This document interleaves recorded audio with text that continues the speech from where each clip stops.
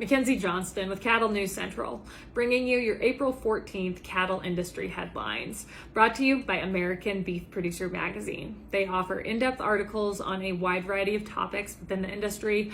They feature award-winning photography and so much more within their publication. If you are not already subscribed to ABP Magazine, I encourage you all to do so. There are quite a few ag publications out there, but I have to say American Beef Producer, they knock it out of the park every time. Their April issue is now available. If you'd like to check that out, click on the American Beef Producer link above in the caption. That's going to take you over to their Facebook page where you can do just that. American Beef Producer Magazine, guiding beef producers for over 25 years.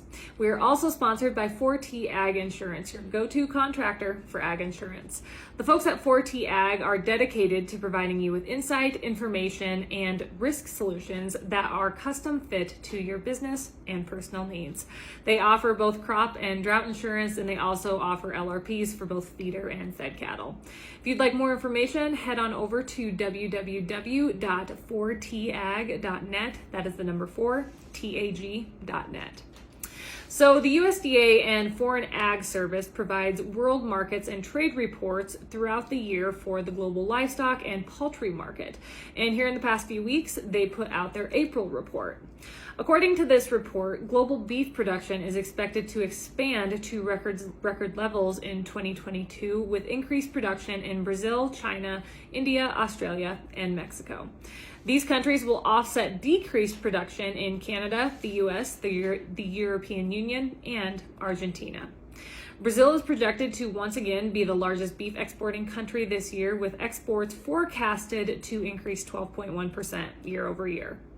Brazil has held the title for the largest beef exporting country for the past 5 years consecutively and the largest in 14 of the last 20 years. The country is expected to account for 22% of global beef exports this year. In 2021, Brazilian beef exports to the United States increased 131% year over year, pretty significant. And as we discussed in an update earlier this week, they are up sharply already this year. But due to such a high volume of Brazilian beef coming into our country so fast this year already, there is now a temporary tariff safeguard of 26.4% that will now apply to Brazilian beef imports for the rest of the year. Coming in second as the largest beef exporter by a small margin is the United States.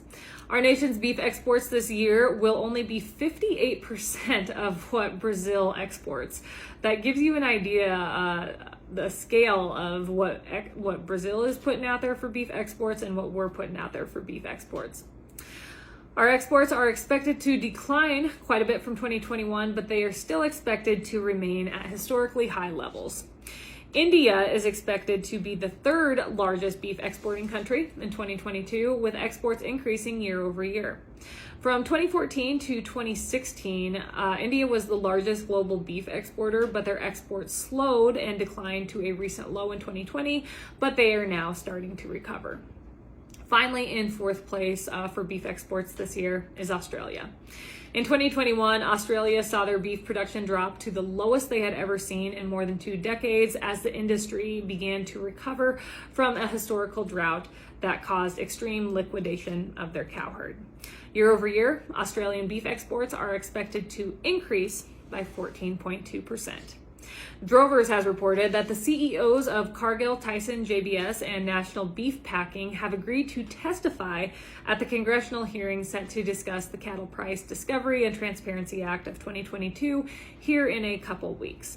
According to David Scott, House Ag Committee Chairman, it is very important to hear the perspective of these CEOs and get their inputs as to why consumer prices continue to go up, but what ranchers are receiving that continues to decline.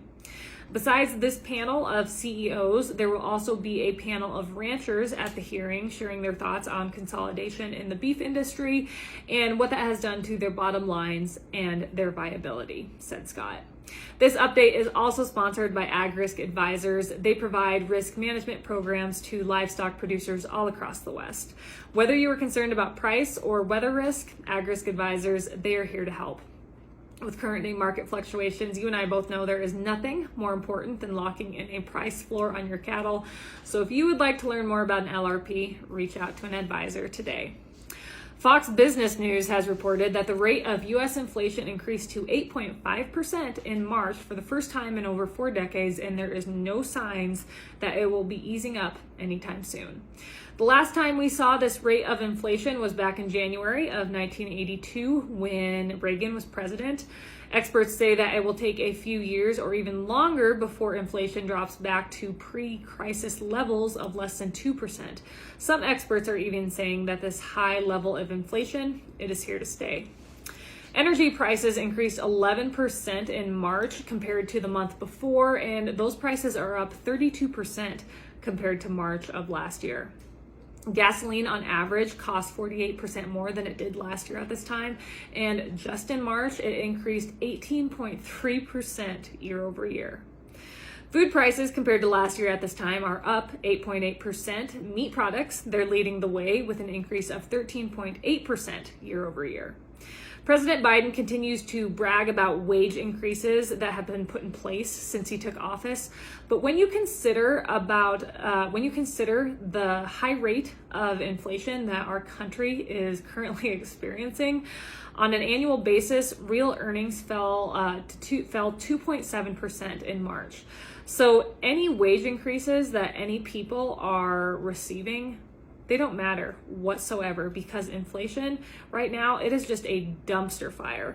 And our government just continues to dump more and more money on that fire. And it is just literally raging out of control. And the funny thing is to sit back and watch our president and the Biden administration talk about how all of this, you know why all of this is happening? It's because of Putin. But you and I both know the war in Ukraine, it started, I believe, 40 to 45 days ago, somewhere around there. Inflation did not take off here just in the past month and a half. It is just disappointing to watch the president of the United States just scramble to find someone to point a finger at and put the blame on for all of the problems he has caused in this country since he has taken office. In just a little over a year, that is how long Biden has been in office and where we are today. Reuters has reported that on Tuesday, President Biden unveiled plans to extend the availability of higher biofuel blends of gasoline this summer in hopes of curbing fuel prices and to cut our nation's reliance on foreign energy sources. The news represents a win for the U.S. corn lobby, but it is a setback for oil refiners. This plan will allow Americans to keep buying E15 from June 1st to September 15th. It is important to note that E15 on average, it is only 10 cents cheaper and it is less energy dense. So you're getting worse fuel mileage for it. So even though it is 10 cents cheaper, which is incredibly marginal, you have to put more fuel in your vehicle to go farther. So it's just, again, Biden just looking for something to fix these problems that he has created. But the Biden administration, they stand beside the fact that they think this will lower expenses for Americans. During a normal year when fuel prices are not sky high, E15 is banned during the summer over concerns that it contributes to smog in hot months. In response, the oil industry has slammed the Biden administration for this decision. Ron Chittum, spokesman for the American Petroleum Institute, said that Americans are looking for long-term solutions, not short-term political fixes to high gas prices. And he is spot on with that. This is purely a political move. As the midterms continue to grow closer, and thank the good Lord that they are, Biden is realizing that his polls, and obviously we're not voting for Biden in the midterms, but people do not align with what he's doing is what I'm trying to say here in this country. And he's realizing that, and he is looking for any little thing he can do to hopefully help his approval rating and hopefully keep some Democrats in the seats that they now hold. But you and I both know that will never happen with how bad things have gotten in such a short time. And again, you sit back and you watch this man just look for some kind of out when it comes to these high fuel prices, when if he would just abandon his green energy agenda, it would fix everything. It would make a huge difference on everything, but he is going to die on that hill and just continue to run our country into the ground because of it. That is all I have for you guys this morning. That is all I have for you guys this week. I hope you all had a great week. I hope the wind has went down wherever you were at. It has been a horrendous week of wind here. It's supposed to be bad next week too, but we might as well get used to it. Again, my thoughts are with all you folks up in North Dakota. Hopefully here on Thursday, the wind and the snow subside a little bit. It looks rough up there to say the least. Also, Also, I wanted to touch on the fact that obviously this is Easter weekend. So hopefully we can all slow down a bit this weekend and remember that there is more to Easter than just Easter candy and a long weekend, which all of us in agriculture, we don't do long weekends. We really don't do weekends. It's a time to remember and rejoice in the fact that the Lord paid the ultimate price for all of us. And because of that, someday we will get to spend eternity with him in heaven. It just gives you hope that there is so much more than everything here on earth. And Easter, it is just such a wonderful time of the year. I hope you all get a chance to slow down, maybe spend some time with your family, eat some good beef, take it all in. That is all I have for you guys. I will see you next week. Take care.